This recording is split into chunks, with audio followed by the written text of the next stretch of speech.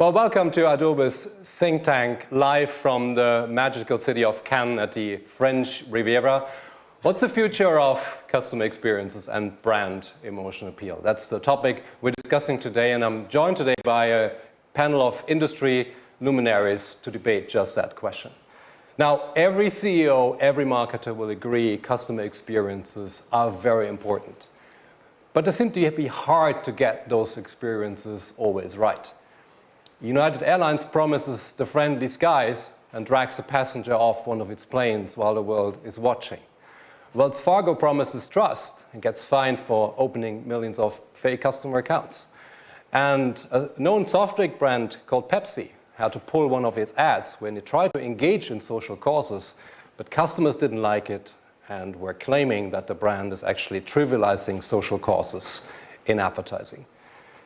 So the brand customer experience is important, but getting it right seems to be an epic struggle. Lots to discuss, so let me introduce our panel today. And my name is Thomas Barta. I'm the co-author of a new leadership book called The 12 Powers of a Marketing Leader, and I'm a former McKinsey partner.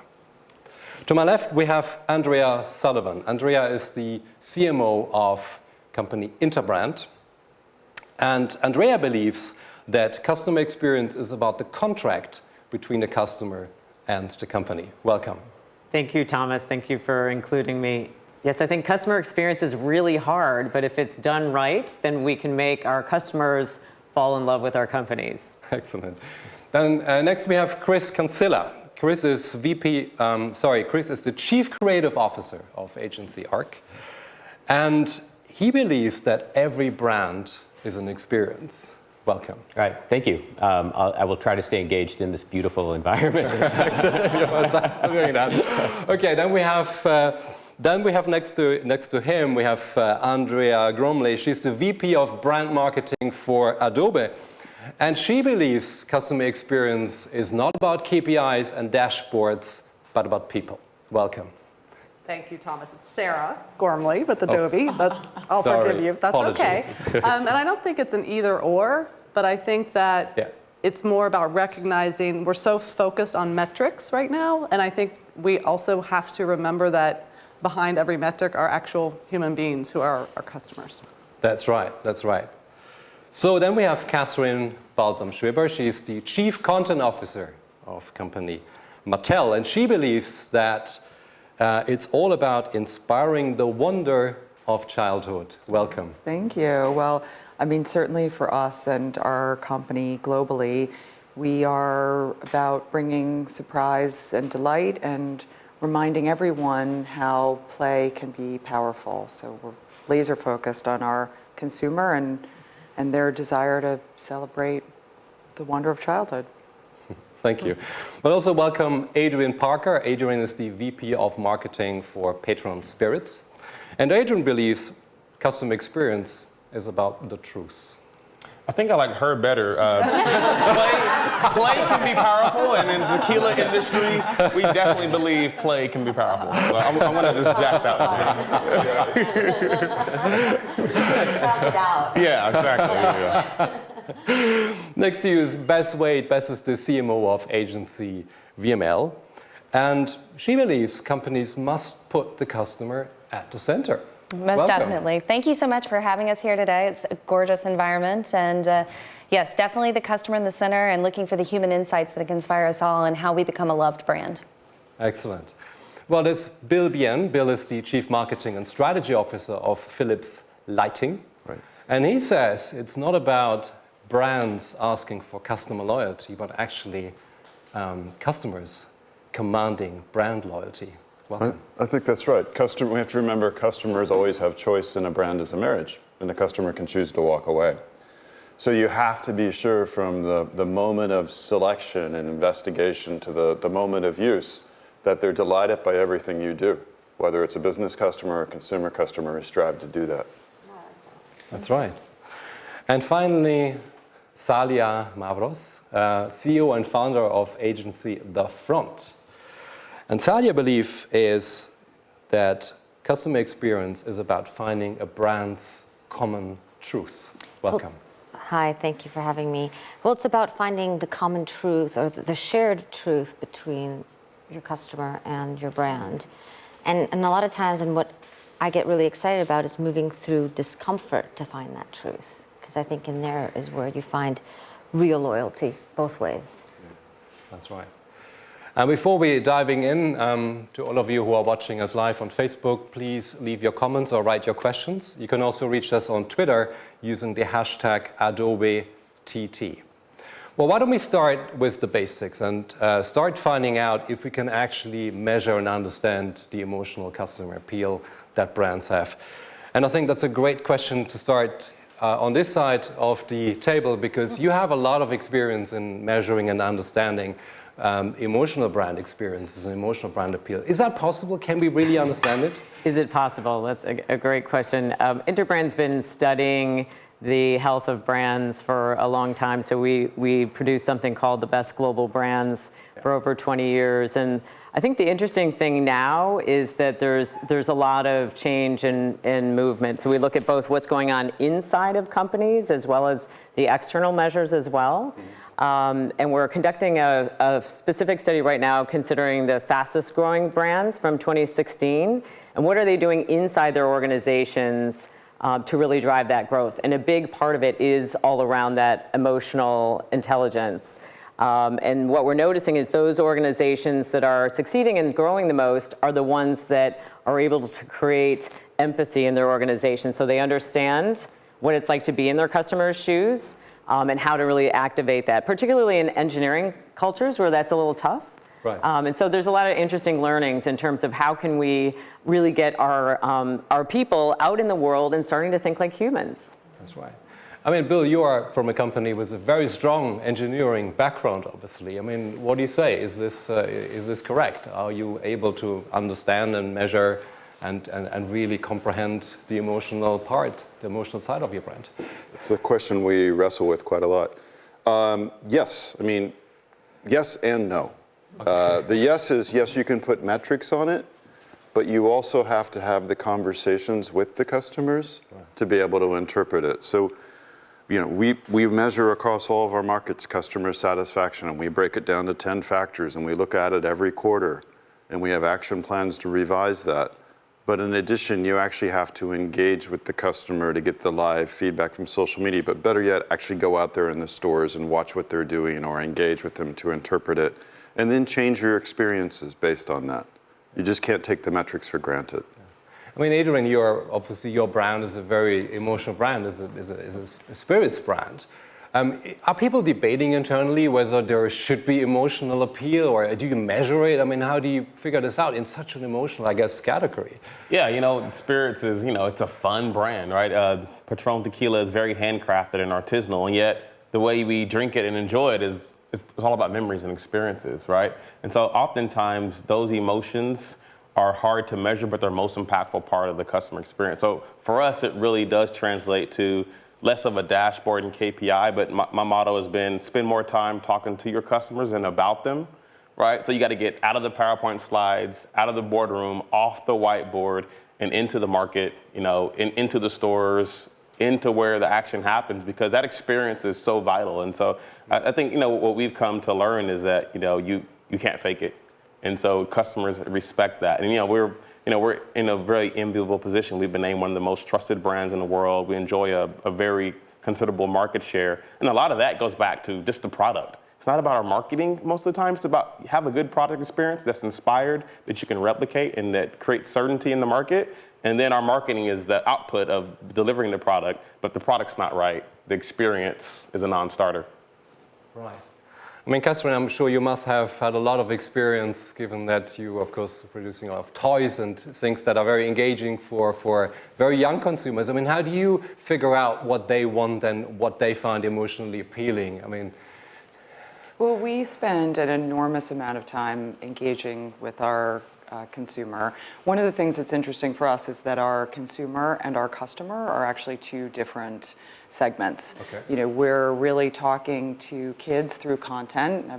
You know, spend a lot of time thinking about how we tell engaging stories around our brands and our products. But simultaneously, we want to engage parents in those stories as well in different ways. And I think that when I think about my role and our business, it's really about engaging the whole family in the experience, and that, millennial parents are more involved with their kids than any generation that has come before. And so, we talk a lot about the Velcro family effect and how families have come together and they make decisions together about a lot of things, including toy purchases. And kids play a role in making grown-up decisions now, and grown-ups play a role in making kid decisions. And we want to be able to share the brand story and build brand affinity across both kids and parents. And that's something we're very focused in listening to what families have to say about the experience they have with our business. I remember oftentimes I didn't want the toys my parents wanted. So how do you solve that conflict? Yes. So I think we are really trying to make products that are both with purpose. We think about the Barbie brand and the Barbie business, and Barbie is really about inspiring anything that you can be as a woman or as a child, and that's part of the reason we diversified the line through the Fashionistas brand, that we want girls and boys and kids and families to be able to see themselves in the products. I think that's so critical for every part of the experience that we bring into the homes of almost every family in the world.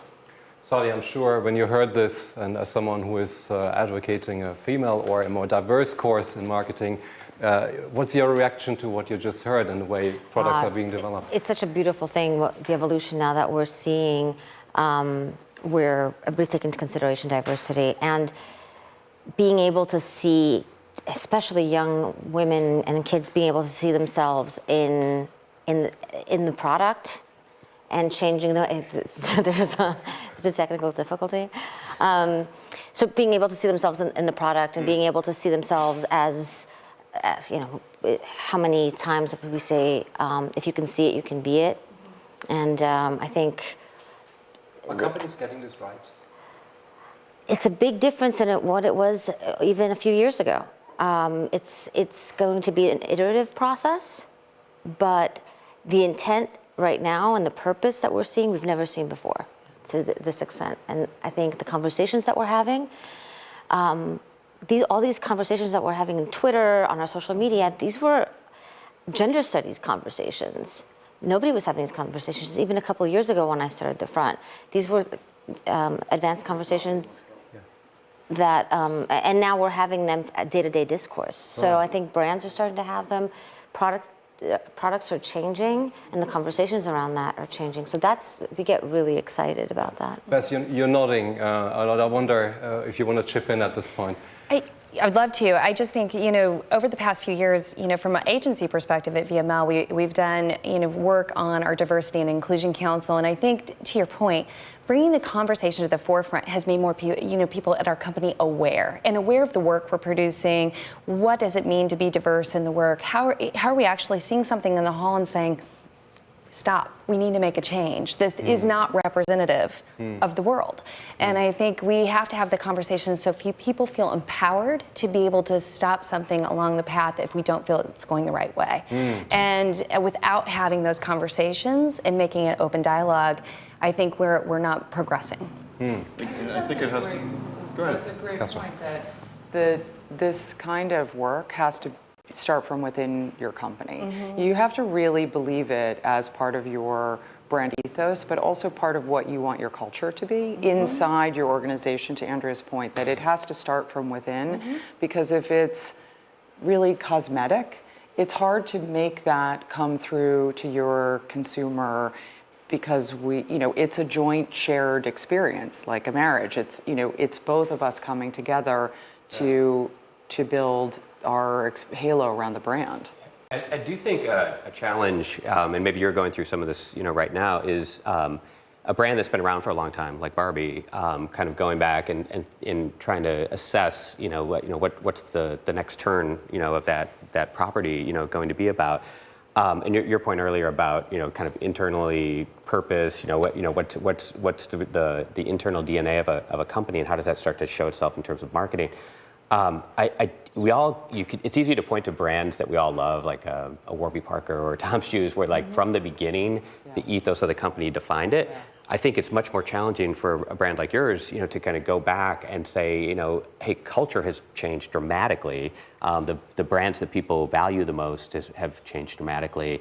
How do you do something that's true to the spirit of a brand, and at the same time start to modernize, start to embrace, what your own employees are thinking, and at the same time, what your consumers are demanding? So you're saying there's a connection between what you're actually putting out in the market and what you're doing internally, what you do. I think you have actually a great point to make there, right? Exactly. It's about authenticity, right? Which is overused, but if it's not true to the brand or the organization, your customers will call you out on it immediately. And so I think, to your point even about Mattel, like it's interesting if you go back to the beginning, it's the authenticity is there and it comes out, and customers respond to that. I think you're actually, and within Adobe, right? I think you're actually debating that currently, how you become the authentic internal and external cohesive brand because of the way you've changed as a company. Is that correct? Well, I don't know that it's a debate. I think that, we started this conversation about customer and customer experience, and there is an incredible focus at Adobe right now to make sure all of our customers are succeeding, whether it's an individual creative professional or a huge enterprise. They are trying to accomplish something, and if we aren't laser focused on helping them succeed, they can go elsewhere. And so we're in a leadership position in so many categories, but there's an entire shift so every employee understands how they participate in helping our customers succeed. So I'm not sure that it's not a debate, it's a shift in focus. It's actually happening. It is happening, yeah. I mean, do you experience that people in companies kind of agree, but then when the door closes, think, look, there are more important things to worry about, and this is all this, touchy-feely, it's great to write in reports, but are there people that are really challenging, the whole customer experience drive, and how do you deal with that?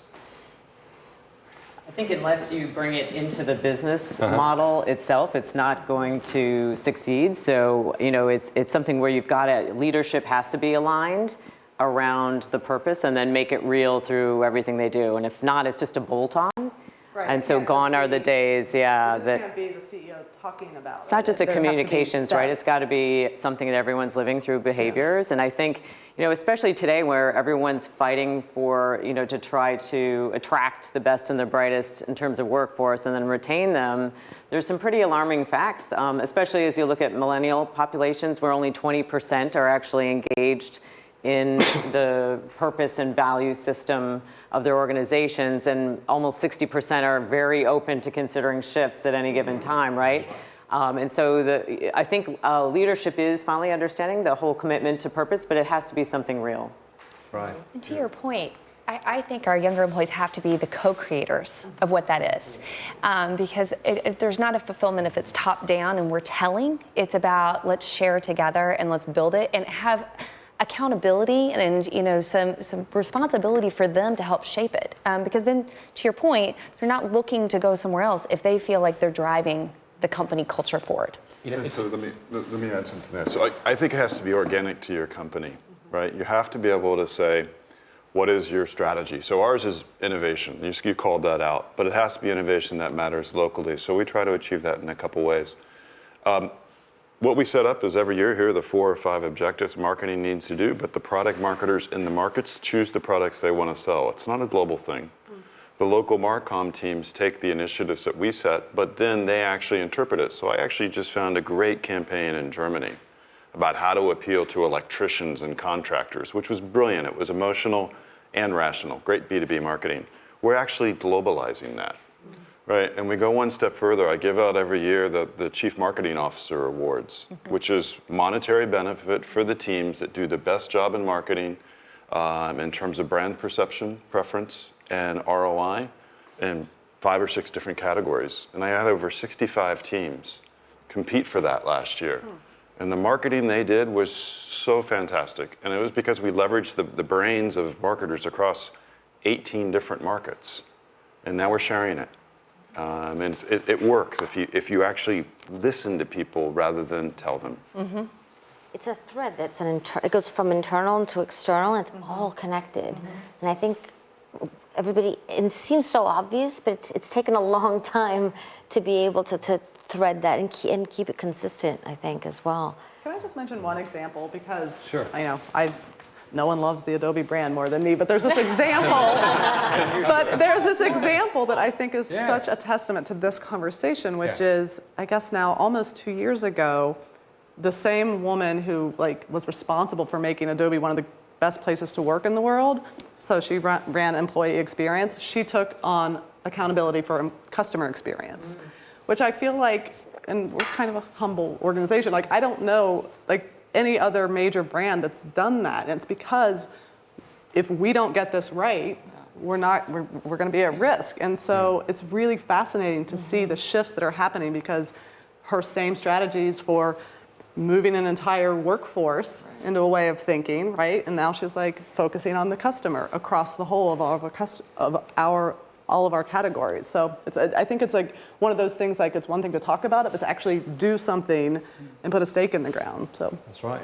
But there are some interesting, I find, contradicting perhaps examples. I mean, there's in Europe, you have Ryanair service isn't really great, growing like crazy, right? I mean, they're attracting more passengers than anybody else, and really everybody flies it. Well, it's not great stuff. And they're saying, well, we just have to be nice enough, right? A lot of people are putting up with hotels because they're part of some chain and they love to collect points, but the experience isn't great. So do we really have to provide that great experience, or is this just about getting the level right? Maybe they're just being honest. Enough, actually. That's a good Yeah, that's a good it's very honest. I would just love to invite some thoughts on this. Well, they're setting expectations. You're getting what you get, and they're not Right. trying to oversell what a Right. customer is going to experience. They're saying we're probably, we're going to be the cheaper version of what you need to do, but have that expectation when you come in. And if you're fine with that, you'll be pleased. And I think that they're not trying to set the bar higher than what they can deliver. So are you saying one strategy could be that we'll lower the expectations for customer experience and perhaps then over-deliver? I think it's more about a point of view, Yes. and you have to know who you are. Yeah. And I think Right. that the tricky thing is anytime you start to talk about customer experience, everyone wants to elevate every single moment and touch point. And the idea is more about what are those hallmark moments where I can really connect in the way that's unique to my value proposition. Right. And perhaps deprioritize other things and try to ward off everybody doing great across the board, right? that matter. Yep. But also, I think customer experience is a science, right? So there's the product factors, there's the service and soft factors, and then there's also price, right? And you should watch that closely and see what you manage to attract the demographic you want and to have the largest share of the market in that demographic, and have that ongoing positive relationship with them. So I think it's okay to say it's something you do need to manage. Absolutely. if you're listening to the data, you should be able to anticipate what matters to them at what point along the journey. It's easy. It's easy. Check, we're done. Great. Adrian, I mean, how easy is it for you to figure out what people want in the, say, journey of using your product? I mean, how much science is there actually? It is art and a science. To Bill's point, look at the traditional value equation. Price is definitely half of that equation, right? But the other half is things you can control within your marketing realm, right? Sometimes we can't touch price or we can't touch the product. Our formula for our tequila has been around for 30 years, so I can't touch that. But what can I do to add experiences and moments and things like that to add more value? What we've discovered, and probably kind of congruent with other industries, is that now our product experience is not just the bottle and the liquid. It's how you find the product, who recommended it, what did you read, what was the story you were told, and then after you purchase it, what did you do with it? How did your friends respond to it? How did it make you feel? How did it make you look? And so now the product experience is the product, right? And so it's made us more accountable, right? So the surface area of our marketing has increased from TV, radio, print, email, CRM, to now it's like experiential, right? So now it's, we're doing augmented and virtual reality. We're doing AI, bots, and all these things, right?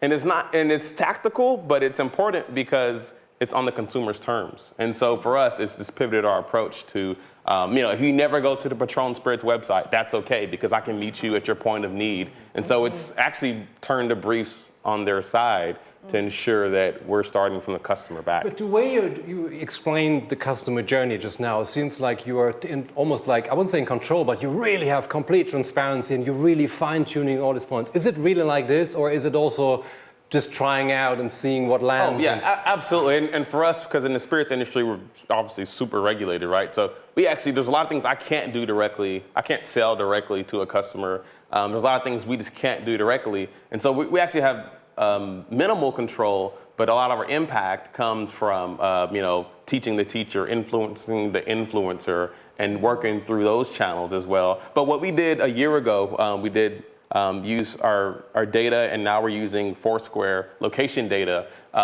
We've mapped our customer experience. So we know that, we have two segments, bros, who are, it's epic night, and nos, we call them, who are discerning palates, like these people. Right?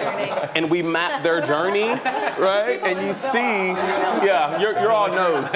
Yeah, but we can see where they go before and after they have Patron. And so that has made us smarter marketers. So it's a mix. It's a mix of having an overall strategy, but also mapping the journey when you can, where the data allows you visibility to just be smarter about where they go and how you impact them. Right. I think what you're talking about, it really gets back to, I think, clarity in purpose, and really understanding what you want to represent as a brand, what you want to represent in people's lives, so that all of those, when you turn over, spirits is an interesting category, because I think all of a sudden a bartender is an influencer, the way they prepare it, the way, and a lot of that is out of your hands, but I think within the parameters and the expectations that you set for a brand, then it gives you the freedom, I think, to actually start to explore different points of engagement. And I think it puts a lot of pressure on brands these days, honestly, and agencies, but I think a lot of times, because brands are working with multiple agencies, they in many ways start to become the keepers of, like, what is authentic, what is sort of the compass, of the brand.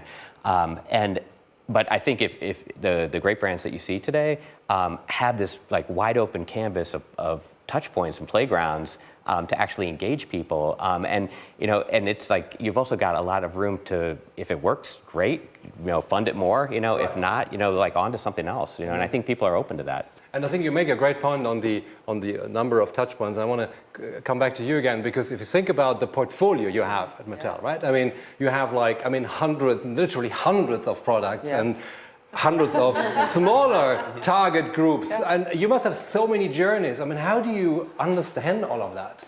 Well, it's interesting, when you were talking, I was thinking, we do a lot to think about marketing and content channel journeys. So looking at every possible touch point and every possible product and every story, we really want to build stories that are tailored to the platform that they're going to air. So, it used to be that we had television, and it made it pretty easy because you had television shows and you had commercials. And now with the everything growing, streaming, YouTube, Facebook, platforms we don't even know about. We were talking actually earlier about in different markets also around the world, companies and consumers are at a different pace as well. So just because something works really well in Facebook in the US doesn't mean that it will work the same in Germany or certainly in Asia. And how do you tailor the story that you want to share to the platform? And I think it opens up an enormous amount of opportunity, especially for some of the smaller businesses and smaller brands that have a story to tell that really could be digital only, especially in this universe with kids who are going first to a smaller screen, probably in some markets, although in other markets, television is still the #1 place to find any story. So you really have to think about the mix much more deeply than we did, even 5 years ago, for how we bring all of the content to life. And it can't only be commercial, no matter what business you're in. We happen to have the luxury of having brands that are stories, but there are plenty of brands that struggle to figure that out as well, and how they tell a story around their brand. That's right. Bill, I want to ask one question to you because, again, you said we talked about your company is very, of course, engineer-focused as a technology company. When you talk customer experience to non-marketers in your company, are they rolling their eyes or is everybody rallying behind the idea? Let's say we're having a revolution, right? Philips Lighting has always been about innovation for customers. It's about the experience, though, too. So what we've been emphasizing is the soft side is as important as the fantastic products. And so we treat for example, our IT and our design team as brothers and sisters in this job together. So we talk about the design and how it's conveyed and packaging as well. So I think we've got there, right? We're all now looking at those same factors and then saying, how do we tell that story, not just through advertising or press, but through the experience the customer has. And we've taken it one step further. So for example, in the Hue product, which is a fast-growing smart home personal lighting system, we've now all worked together and we've put up something called Hue Labs, which is, we've taken the bridge, which is the smart lighting hub, that then takes the data in. So we see how the customers are using the data. And from that, we've now actually co-created applets, apps that can be downloaded and customers can vote upon. So these are the things we see the customers in all 60 markets using. Right. And then we turn it back to them and say, hey, we've watched what you're doing. We think this might be great for you. You tell us. And it's just rocketing ahead in terms of the success. Got it. Okay. Well, thank you. Well, if you're watching us live on Facebook, please do send us comments. And you can also reach us on Twitter on the hashtag AdobeTT. I want to come to a topic that's currently much debated. There's a lot of discussion around whether brands should engage in cultural, social issues. It's highly debated, and we have strong advocates for the point. There's a lot of younger people joining companies, actually wanting their companies to engage. There's also the quote of a marketing columnist and Professor Mark Ritson, who says, well, brands have moved on from creating profits to some more altruistic, emotional course because marketing is full of people who don't understand gross profit and who find it's not really cool to tell about at a party that what you're doing is get people to buy more of a certain product. You rather talk about a social cause. I mean, Thalia, this is clearly an area that you are a very big expert on. And let me ask you this question at a very basic level. Should brands engage in social and cultural issues? Brands create culture as much as they are influenced by culture. It is a relationship that's so tightly woven together. So to say that should brands be involved, they are involved. Right. They have employees that are involved.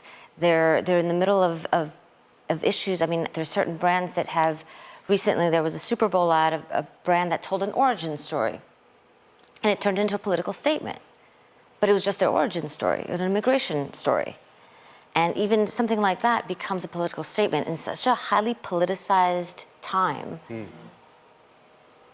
Even things that the intent isn't to become political, it becomes so because of context. But should you intentionally be political? That's my point. So we should, as you run and say, you know what, we pick a social course, we find this is really important for our customers, you know, we go big at this and really try to I'm a big advocate. I'm a big advocate, obviously. I live and breathe it and create a company around it. Yeah. But it all has to flow from those values. It can't be forced. It has to come from what are the basic human values at the heart of the brand and how to represent those socially in the world. Right. So yes, but it isn't as simple as saying, okay, what's our cause this month? Let's run after that. Yeah. I think the brands that are most beloved are the ones that they're owned by the customers, right? And I think in today's world, we can't be selecting a course and then pursuing it as you've described. And we certainly see a ton of tension right now because of what's going on geopolitically. Clients are coming and trying to say how far is too far and projecting, point of view, a tone, but we can't be tone deaf to what's going on. Yeah. And our customers and our employees are going to be the ones out there talking about what they care about and what's true to the purpose of an organization, whether leadership sort of endorses that or not. Right. But should you go out actively as a brand and engage? Because there's one thing is what people are doing in the company. You can do projects, get engaged.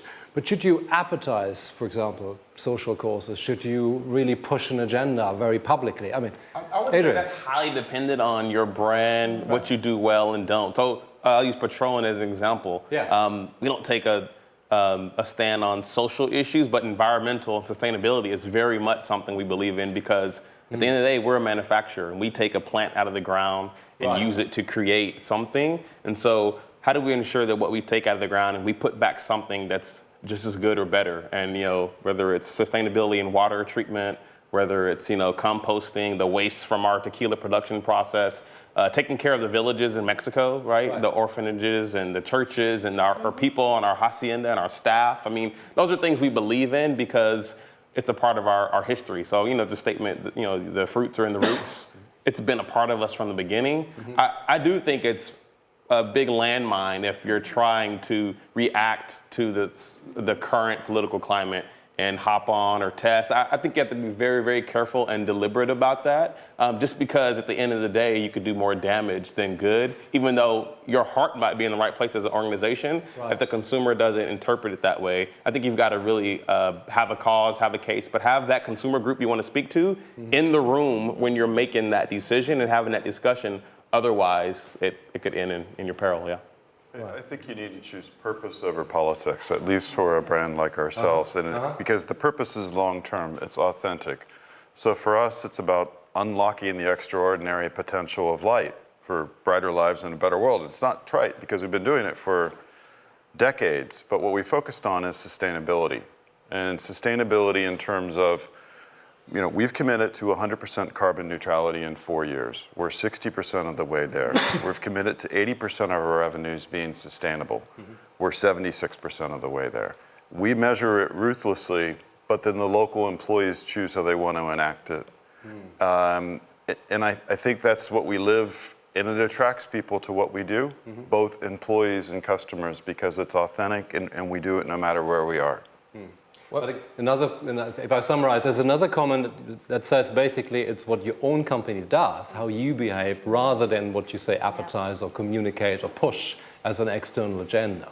Wouldn't just build on what you're saying, and actually both of your points, because those are both incredible efforts. And I'm curious about, because part of your question is, do you tell that story, right? I mean, because it's one thing to have those as part of your DNA, your ideals, and those are noble things to be doing. We did a project with Intel recently where, several years ago, they came out and tried to, they basically said, we're going to be conflict-free in the minerals that we use to create our microprocessors. And they announced it at the CES show and made a huge, statement. And it was, it really put pressure on the entire industry. And they made the announcement. And then I think, somewhat quietly behind the scenes, actually made it happen. And didn't go public with the story of it until it was real and until they had achieved, in your point about like a steady path to being carbon neutral. I think sometimes there's real authenticity when you do it, live it, make it happen. And if you want to tell that story along the way or invite people in, that's interesting. But I think there's an element of just making it happen first before you actually, tell the story. Otherwise, I feel like it can be very much about glomming onto something, that you know. Opportunistic. But I think also going back to, you look at your tension, as a brand, I think you have to look at your brand tensions and work through those. And then that's when, authenticity comes into play, because you go, all right, if it's Mattel, there's a history and there were some problems, there's some tensions there. Well, what's that story and what are the actions and what are the social issues that we want to take on, because they are within our brand an issue, and for us to move forward and evolve.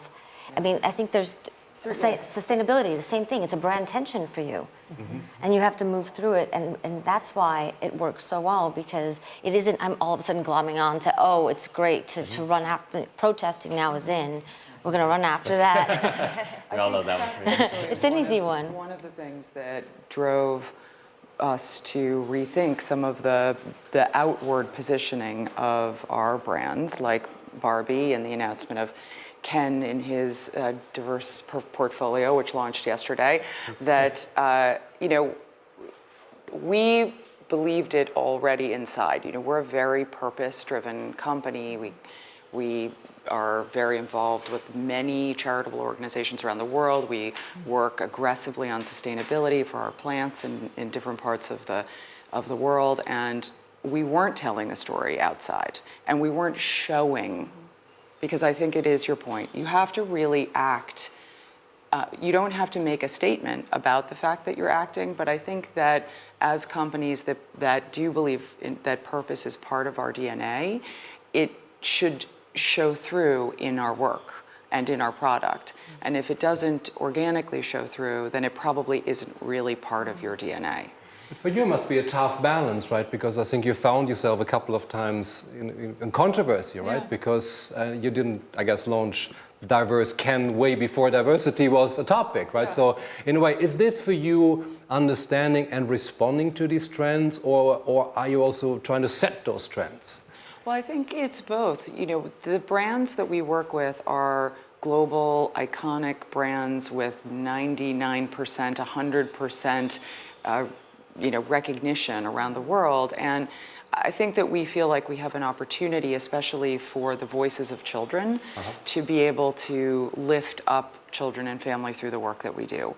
And, one of the things that we've been focused on is really bringing more learning and development into the overall thought process around the construction of the product and how we present the product and how we share it with families, because there's a lot to be learned through playing with Hot Wheels and putting the tracks together and physics and science. And, we don't talk about that necessarily. It's a benefit of the play, but I think that parents in this world are looking for ways to also help their children learn at every step of the way.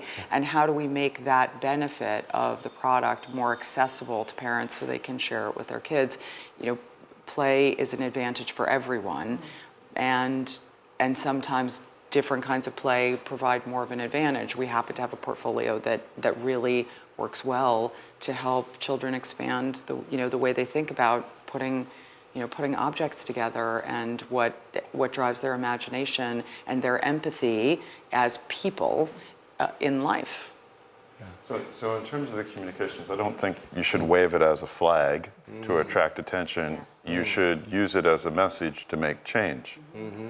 So for ourselves, we want the world to use more LED lighting, right? Because lighting consumes 15% of the world's electricity. Mm-hmm. We can cut that by 80%. Mm-hmm.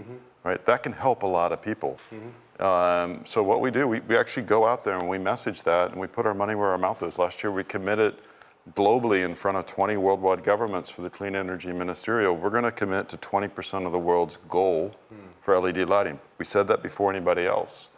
At the same time, we're messaging to the customers, the consumers or businesses, the value of lighting that you choose that's LED or software automated for that benefit or others. And then to the governments, we have one-to-one, and businesses one-to-one conversations about smart infrastructure and what they can gain, because we need to make these changes. Yeah.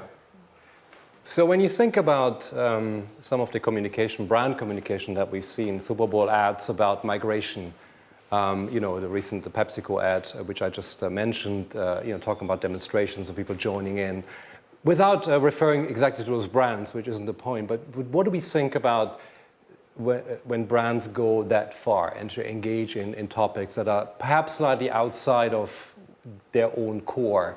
Is this too much? Is this the right thing to do? What do we think when we see these things? Again, we don't have to refer to the brand. It's more the principle behind that would be interesting. Is this a no-go? Behind every brand problem or epic fail is a person, right? And I think for me, I always deconstruct what series of events had to happen for that to be the case, right? For that ad to be made or that tweet to go out or someone to respond that way. And I think at the end of the day, it comes back to culture internally, right? And how do we empathy? And I think far too long, we've built, some regards as a marketing industry and ad tech, we've built an industry that has been so self-serving, right? It's been about our profits, our products, our message. How do we hijack a moment to make it commercial? How do we direct respond? And it's been about us, right? I mean, we've all been in the center of our own universe. Yeah, I got to sell product, and yeah, and that pays the bills, that gets the bonus, and I think now as you take a, you know, I think a new crop of marketers, and even the ones in my company that, you know, even junior employees are coming in, they're mission-minded marketers, and it's not just enough to make a good salary, do a good job. They're thinking about, well, how about pay equality? How about, you know, paternity leave? How do we take care of each other? And there's much more empathy, and I think relating as people. And so when you see those problems, you see, oh, there's an opportunity to fix that and start with the people inside the organization. So yeah, for me, it's like, okay, that's the smoke. The fire is right there. How do we put the fire out as an industry? But I'm sure the people who created these communications, and Pepsi as an example, again, not to twist the brand, but the idea, I mean, they were well intended, I guess, right? I think they were really trying to do something really, really good.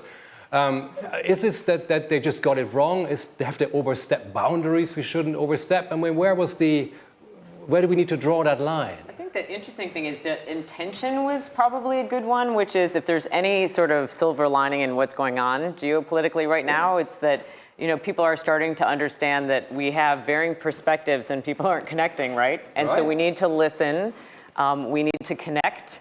I think the execution may have, you know, not sort of met the needs of what was initially intended. I think it's interesting that diversity and inclusion is now a leadership agenda item, right? And that it runs through everything, whether it's culture, whether it's, you know, it's marketing and all those kind of things. I think everybody's trying to figure out exactly, you know, what it means and how we can make sure that whatever it is that we're creating is something that taps into, you know, the various perspectives that we serve. But how does that work? I mean, how do we create that cohesiveness that you talk about? I've got a really tangible example of it. I mean, because we're kind of using Pepsi, and that's an easy one to kind of beat up. But but no, just I mean, we're here at Cannes, and you know, the Grand Prix winner, you know, for promotion and activation this year was Boost Mobile, and they did a program. So there's a brand that its customer base is low income and minority. They're in neighborhoods where polling places in the U.S. are, you know, crowded and hard to get to, and they transformed every store into a polling place. You know, and like to me, that wasn't about a political agenda. It was about a participation platform. You know, that really mattered to the neighborhoods and the customers that they serve. I thought it was amazing. You know, maybe in stark contrast to a Pepsi, but like genuine understanding it. And that wasn't. I don't know that Boost was you know, aligned with that voting or that as a cause. You know, previously. But and you could say like they seized a moment, but I think they did it with real authenticity and respect for the places that they work. You know. I just think that in that perspective, they put the consumer again in the middle and said, in the center, and said, what's going to be valuable to them, and how can we help them on a day-to-day basis? And you know, a great example of, you know, really looking at what the consumer's feeling, where are they having the barriers, and helping kind of alleviate some of that.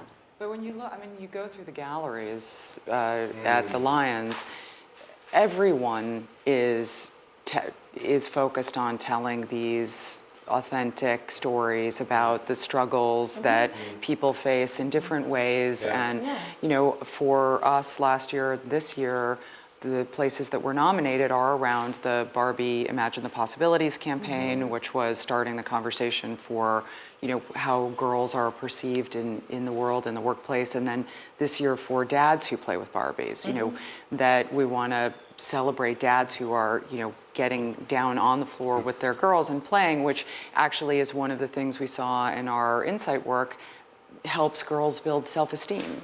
And I think that when you walk the galleries, you see that many of the spots that we're all talking about off camera too are the ones that are really making that connection around how we can use these brands to change the world for good. Because I think they are, you know, brands are celebrities in a way, and the new celebrities in some circumstances, and people follow where brands are going. And I think that I actually am really pleased to see so much of the work focused on these kinds of tough issues, because they also prompt conversation among people who are seeing them online, on television, around the world, and how much globally you see that there is essentially a movement in the advertising community to bring these kinds of discussions forward. I think it's fantastic. Because that's the same thing to walk through, and I mean, brands have a point of view now. I mean, by far, a lot of the work we've seen here, not all brands, of course, but the work we've seen here has been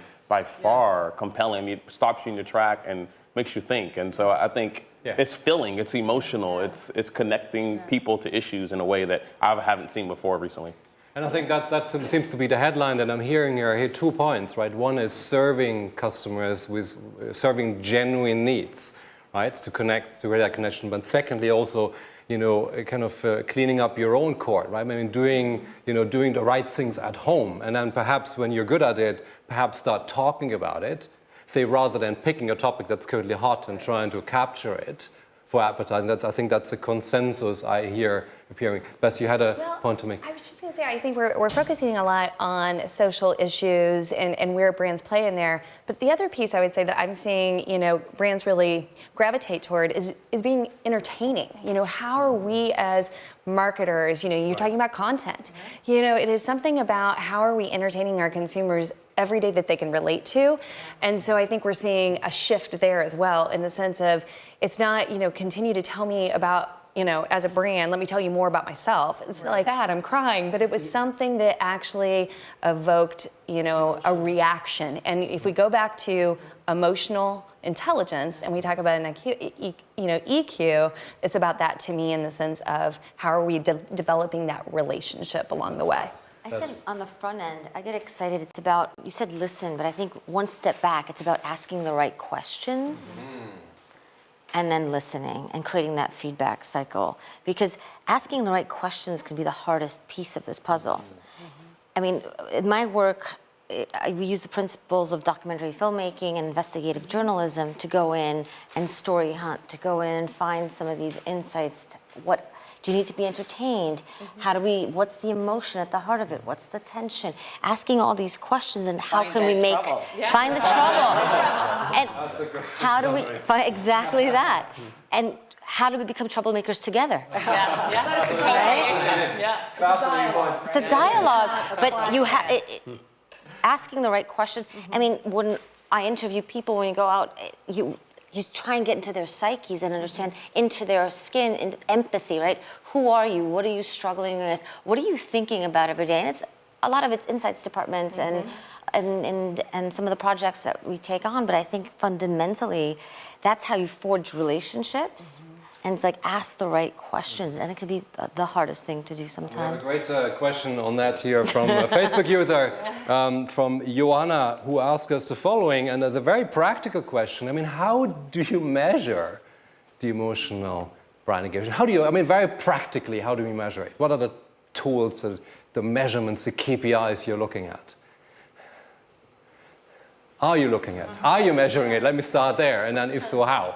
Or perhaps your clients, in your case. I mean, what are the measurements that we can use? So I'll share our Patron perspective, because I actually started as the VP of Digital, and then just transitioned to VP Marketing. And so a lot of what I did for the first 3 years in my role was social engagement, social listening, et cetera. And so a lot of what we've been able to really pump into the lifeblood of measuring the experience and the emotion has been a lot of social sentiment. So we do that, share a voice, mentions, engagement. But those are all diagnostic, I think, measures that I think add up to something. But I think overall, people vote with their wallet, they vote with their liquid, and so a lot of it, so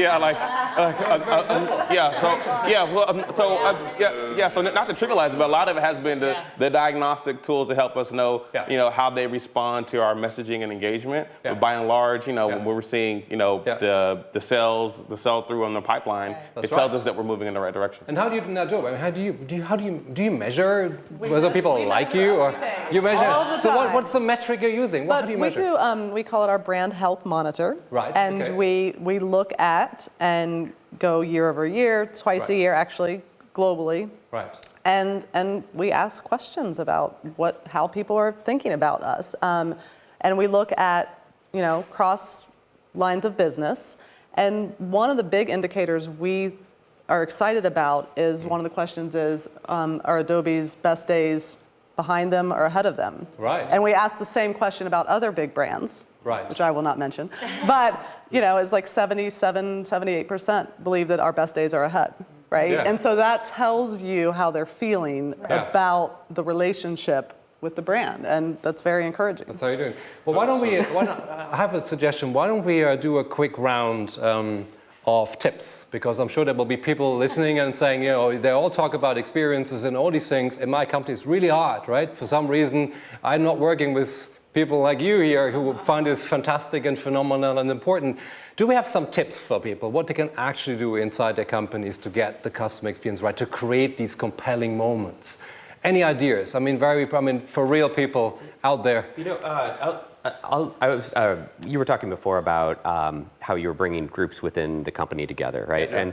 And I do think from an agency perspective, there's really, I think, ongoing radical reinvention that has to come from the way that groups work together. Yeah. You know, and I think the days of a creative department siloed off, you know, kind of like doing work that maybe is a little self-serving, you know, to your point sometimes, you know, and being able to map ideas to an experience. I know, Beth, you were talking about like just sort of delight in, you know, just amusement or humor or things like that. I think there's delight in the way that you experience a brand that doesn't always have to be sort of entertainment value, although that's great too. But when you can, you know, emoji order a pizza, there's delight to that, you know, right? You know, I mean, because you haven't done it before, right? Like, but that idea would never happen without like a really fluid, connected internal organization that's thinking about tech and emerging platforms and ideas and understanding the brand all together.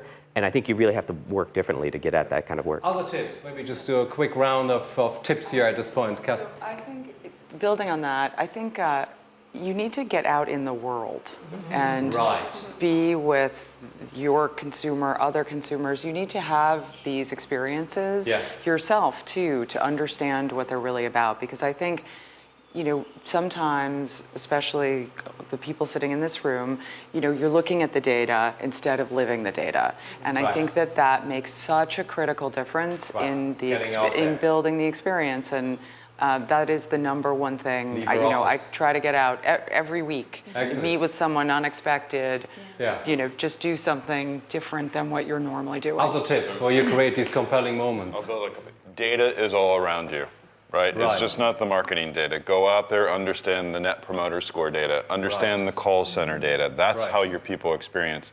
Go out and be in the shelves. Right? I'm out on the road 50% of the time, and I always stop at a shelf, whether it's in India or in Netherlands, to see what the customers do. And then you can simulate that through cameras watching what's on the shelf, responses back by websites. But if you apply that, and the last thing is, I ask my marketers to spend 30% of their time outside the office doing the same thing, so they can do their work, guided by customers. Right. Other tips? I think what some should of it people is do? also then you have to make tough choices, right? You can't do everything. So what are the few things you're going to do really well and prioritize those? Hard to do. Hard to do. One thing I've learned is data dispels ignorance. And so for the last decade, no matter what I've been in, software or tequila, it's a daily dashboard, and this is a budget report of what single source of truth, what are customers talking about right now? Not what are we saying, what are they saying about us? Right. And that's a daily report and what's happening in our industry, because I've seen that as a great way to inform people who otherwise would not really take the effort to get into the store, to get outside the office. The other thing I would say is, you know, being a change agent, like definitely having more agility in what we're doing to actually get the compelling moments out, test them, go on and figure out what's going on. I think long gone are the days where we had 18 months to think, okay, what is the campaign? And are we going to test it 50 times? And did it get enough scores? And okay, now we're going to launch this. It's, you know, get it in the market and understand what our consumers and measure what they think about what we're doing and do it quickly and continue to evolve. Any final tip from you? What do you do? How do you get it done? I would go back to sort of one of the things we talked about earlier, in the emotional, we talk about emotion as the currency of experiences, but what I'm super excited about is thinking about the role of creativity, right, in those experiences. And we talked about like the convergence of the creative professional and marketers, and it becoming more fluid, right? It's not that somebody comes up with an idea and passes it along to the digital marketing team who then pushes out into the world. I mean, that is still happening, but it's getting closer, and I think that's super exciting because the creative element and the creative inspiration ultimately is going to become more important, right? As the platforms and solutions to Fire start working more effectively. That's right. And any perhaps tip on your side? Well, I'm listening to all this, and it's agreed across the board. Great collaborators that help you see your truth. Right. I think that's also a really important piece because it's really easy on the inside to create your own myths sometimes, and having external collaborators that can come in and help you see those truths is invaluable. Right. I'd like to give each of you the opportunity for an appeal. Assuming there will be company leaders watching us today, we'll talk about customer experience, something that is sometimes hard to capture for people, specifically if they're not necessarily marketers or highly emotional people. There are new generations of customers out there, generation X, Y, Z, however you want to call them. If you had to say in a sentence or two an appeal to company leaders, what should they really do now when it comes to customer experience? What's your wish to leaders of companies when they think about customer experience? Maybe one last round, each of you the opportunity to give us your appeal to the leaders of organizations, the ones that call the shots. I mean, everyone's talking about customer experience, and one of the things, the Adobe point of view is that brands have to think about themselves as experience businesses. You're not selling a product, right? You are creating an experience, regardless of whether it's Patron or a Barbie, and thinking about that full journey. And it's a slightly different mindset. And organizations and brands that are going to succeed and stick around have to shift and start anticipating what experiences their customers want and delivering them. More appeals. I think we need to look for more diverse skill sets in the businesses, and certainly ethnic diversity, but also hiring people who don't have the specific background for a job. That it used to be, you would find someone through the check marks on a resume, and now I think it's through the experiences they've had in their previous work, because if you have a team of people who come all from the same background, all doing the same kinds of work, you're not going to be able to evolve the way you tell the story about your brand. And I think that's one of the things when I look at the teams I'm trying to build, they're multi-hyphenate teams now with people who have really different kinds of experiences, big companies, small companies, global companies, startups. You need all of that energy, the great collaboration. And I think that's really important as we think about leadership positions, as well as fostering team building. Appeals. I like to tell a story. So I met my wife 10 years ago, and we were just friends for a year. And she had a boyfriend, I had a girlfriend, and all that kind of stuff. I want to see where this is going. Then this is my appeal to my wife. She's asleep right now. Then when she was single, I sent her flowers because I wanted her to know I don't want to be her friend. Then next week at her job, I sent her flowers again because I don't want to be in the friend zone. And I think marketers now, no more friend zone marketing. All right, we've got so many tools and tactics, storytelling, media partners. We've got technology that there's no need to keep consumers at arm's length. So I want consumers that are passionate about my brand, and now we're capable to build it. But it does require vulnerability, authenticity. So it requires some uncomfortable conversations. But I want customers to love me. No more friends. Okay, so we are almost running out of time, but perhaps this will be just a very quick appeal that you have for company leaders. And I want to give you the last word. I would say start to think about your brand experience moving from a rational experience to an emotional experience. Right. And quit thinking about it as a linear path. I mean, different moments that matter are in the actual customer experience. It'll change for who your customer is. And I think that for so long we thought about, okay, let's get awareness and where are we going in this funnel? And we have to think about, no, what is the most important part in the step for them and where can I make the most impact? Got it. Okay. I'm fortunate this is actually happening where I work, but I think you need to think globally about what your customer experience it is, and then allow the local teams to innovate it locally. Right. And watch how it's happening from the customer service to the product to the shipment and so on, and bring that back and always, always push it. Excellent. Tally. Appeal. customer leaders. Yeah, okay. I was going to say how many 5 words. I like to use this phrase, fill your eyes with wonder. Right. And it's like your eyes, your employees' eyes, your customers' eyes. If you can get, it's taking out of the friend zone and being in love. It's like, fill your eyes with wonder. And I think in there you find the reason, the passion behind what you do, and you find opportunities to change the world.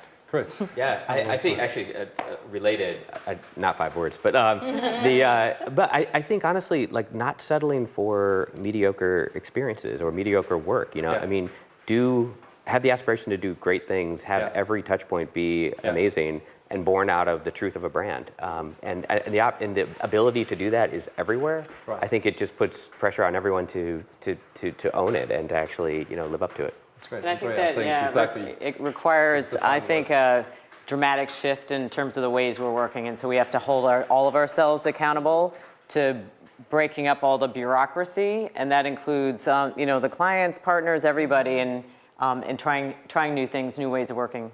Excellent. Well, a big thanks to the think tank panel today here in Cannes, and thanks for you watching us live on Facebook. Again, you can continue to send us comments or send us your messages on Twitter at Adobe TT. Thanks to all of you, and I'm pretty sure everybody here in the room knows exactly what to do next. Out there is the French Riviera, so enjoy your day. Thank you very much for being here. Appreciate it.